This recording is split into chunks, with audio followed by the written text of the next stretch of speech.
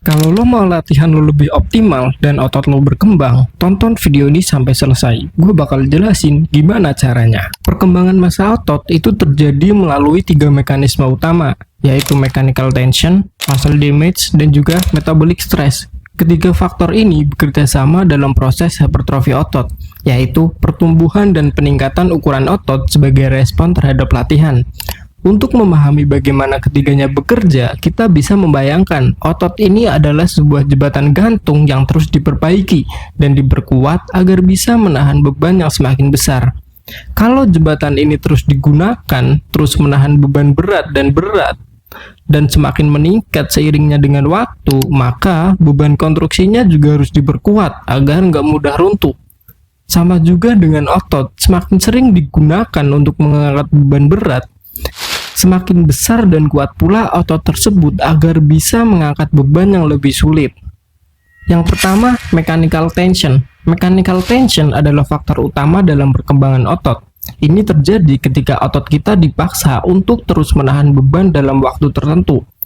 Bayangkan sebuah karet gelang yang diregangkan atau ditarik. Semakin jauh dan lama kita menariknya, semakin besar pula tekanan yang terjadi. Dalam latihan, mechanical tension terjadi ketika kita mengangkat beban berat dengan gerakan yang benar dan terkendali. Ketika otot menegang saat mengangkat dan menahan beban, serat otot menerima sinyal bahwa mereka perlu menjadi lebih kuat untuk menangani tekanan ini di masa yang akan datang. Mekanisme ini mengaktifkan berbagai sensor dalam sel otot yang akan mengirimkan sinyal untuk meningkatkan sintetis protein dan membangun lebih banyak jaringan otot. Latihan yang paling efektif dalam menciptakan mechanical tension adalah menggunakan beban yang cukup berat dengan teknik yang benar, terutama dalam fase eksentrik.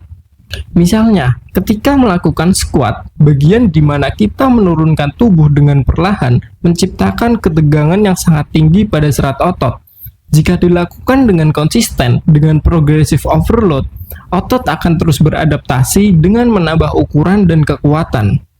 Yang kedua, muscle damage. Muscle damage terjadi ketika otot mengalami robekan kecil pada seratnya akibat latihan.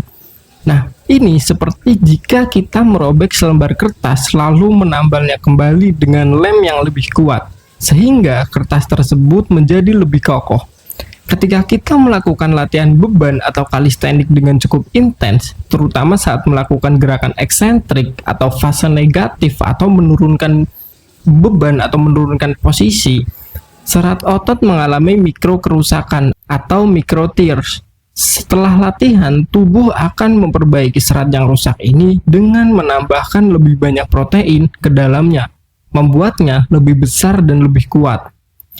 Tapi penting untuk diingat bahwa muscle damage bukan satu-satunya faktor utama dalam hipertrofi.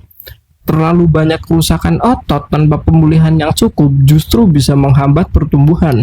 Oleh karena itu, pemulihan seperti tidur yang cukup, asupan protein yang baik, dan berlatih otot yang sama secara berlebihan dalam waktu singkat sangat penting.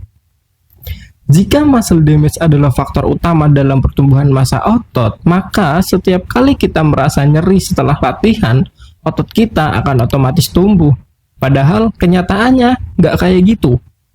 Kunci utamanya adalah keseimbangan antara latihan dan recovery. Yang ketiga, metabolic stress. Metabolic stress adalah sensasi terbakar yang kita rasakan ketika melakukan latihan dengan banyak repetisi atau saat kita menahan otot dalam waktu yang lama. Hal ini terjadi karena akumulasi produk sampingan metabolisme seperti asam laktat yang menyebabkan lingkungan di dalam sel otot menjadi lebih asam. Metabolic stress ini bisa kita bayangkan seperti balon yang terus ditiup.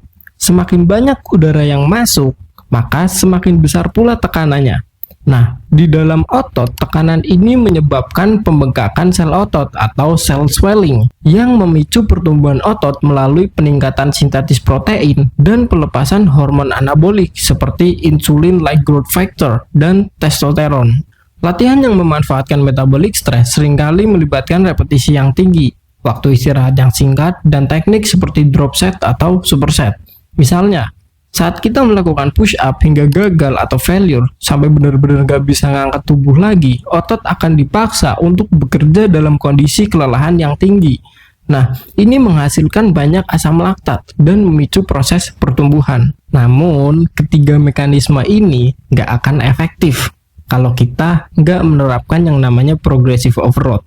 Jadi, progressive overload adalah prinsip meningkatkan tantangan latihan secara bertahap agar otot terus berkembang.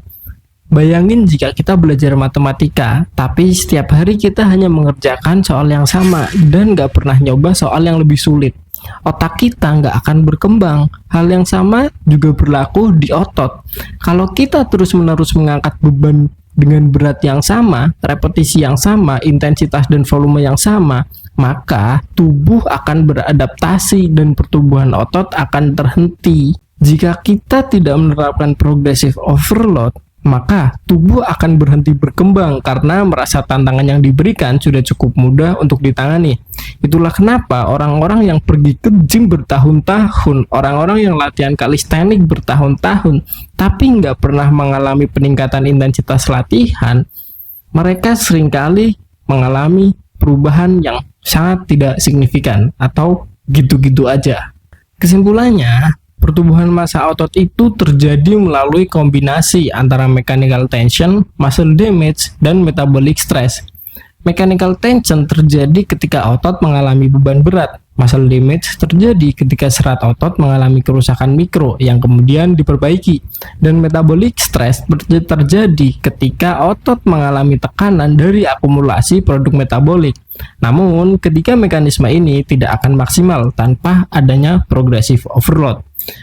Kalau kita ingin otot terus berkembang, kita juga harus secara bertahap meningkatkan tantangan latihan kita. Dengan memahami konsep ini, kita bisa merancang program latihan yang lebih efektif dan memastikan bahwa kita benar-benar memberikan stimulus yang tepat untuk pertumbuhan massa otot.